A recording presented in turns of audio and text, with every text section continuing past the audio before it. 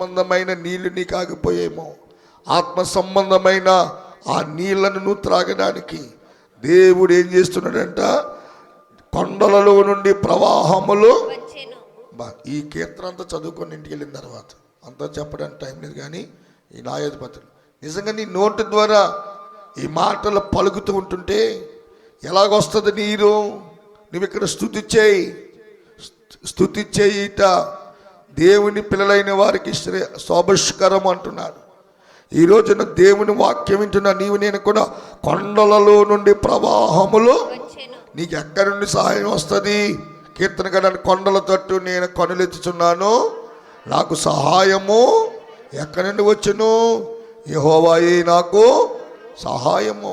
ఈ రోజున ఇలాగ మనం ప్రతిరోజు కూడా దేవుని పాదాల దగ్గర మనము ప్రాధేయపడుతుంటుంటే, దేవుని సహాయము మనం కోరుకుంటే, ఒకవేళ మనుషుల ద్వారా నీకు రాకపోయినా బండలలో నుండి దేవుడు జీవజల ప్రవాహములను పుట్టించి నీ దాహము తీర్చునుగాక, నీ అవసరము తీర్చునుగాక. ఇజ్రాయేల్ దేవుడిని యెహోవా సన్నిధిని సేనాయిలో నుండి ప్రవాహములు వచ్చునుగాక. సేనాయి పర్వతం మీద దేవుడు దిగి వచ్చాడు. సేనాయి పర్వతంలో నుండి మోసేతో మాట్లాడాడు. సేనాయి పర్వతం మీద అగ్ని దిగి వచ్చింది. సేనాయి పర్వతం మీద 40 దినాల్లో దేవుని యొక్క సన్నిధిలో మోసే మాట్లాడాడు. ఈ రోజున ఈ 30 దినాలు కాకుండా ఈ 360 రోజులు కూడా ఈ మందిరంలో దేవునితో మాట్లాడుతున్నా కనుక, దేవునితో గడుపుతున్నా కనుక, దేవుని యొక్క సన్నిధిలో ఆ ప్రవాహము వల్లే దేవుని కృప నీ మీద దిగి వచ్చునుగాక. ఇలాగా ఈ మాటలు మనం జ్ఞాపం చేసుకుంటున్నాం. ఈ మాటలను మనము దేవుని సన్నిధిలో ఉచ్చరిస్తున్నాం. అంతేకాకుండా 9వ వచనం అంటాడు, జనులలో ఇశ్రాయేలీలలో అధిపతులు సంతోషముగా సిద్ధపడేది. చెప్పేవాడు ఉండాలి కదా.